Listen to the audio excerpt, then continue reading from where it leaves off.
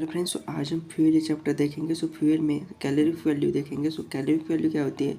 Total amount of heat liberated, यानी कि कितनी अमाउंट ऑफ हीट लिबरेट हो रही है, इसे हम क्या कहते हैं? Caloric value.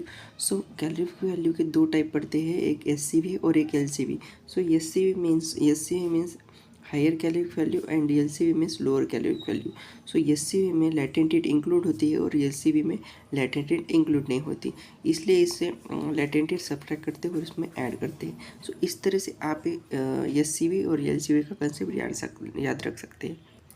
आगे हम देखेंगे proximate analysis of coal. So proximate analysis of coal क्या होता है? So proximate analysis of coal में हम जांच करवाते हैं कि हमारे कोल सैंपल में कितना मॉइस्चर कंटेंट है, कितना वोलेटाइल मैटर है, कितना ऐश कंटेंट है और कितना फिक्स कार्बन है। सो ये जांच करवाने के लिए हमें प्रॉक्सिमेट एनालिसिस ऑफ कोल ये मेथड करवानी पड़ती है। सो सबसे पहले तो हम देखेंगे मॉइस्चर कंटेंट कितना है। तो मॉइस्चर कंटेंट को हम W1 से रिप्रेजेंट करते हैं, वोलेटाइल मैटर को हम W2 से रिप्रेजेंट करते हैं और ऐश कंटेंट को W3 से रिप्रेजेंट करते हैं। सो सबसे पहले हम कोल सैंपल लेंगे। कोल सैंपल को हीट करेंगे 1 आवर के लिए। कितने डिग्री सेल्सियस पर? 110 डिग्री सेल्सियस पर। सो उसमें क्या होगा? कोल सैंपल में से मॉइस्चर कंटेंट निकल जाएगा और उससे पता चलेगा ये हमारे कोल सैंपल में कितना मॉइस्चर कंटेंट था। अब उसके बाद इस फार्मूले से आप ये निकाल सकते हैं, W यानी कोल सैंपल माइनस W1 यानी मॉइस्चर कंटेंट एंड W यानी कोल सैंपल इंटू 100। उसके बाद हम देखेंगे वोलेटाइल मैटर कितना है हमारे कोल सैंपल में। सो सबसे पहले तो हम जो भी ये मॉइस्चर कंटेंट निकलने के बाद जो भी हमारे पास प्रोडक्ट बचा, उसमें से हम क्या करेंगे? वोलेटाइल मैटर का सब्ट्रैक्शन करेंगे, मतलब उसे हीट करेंगे। मॉइस्चर कंटेंट निकलने के बाद जो भी हमारे पास कंटेंट बचा उसे हीट करेंगे 950 डिग्री सेल्सियस में।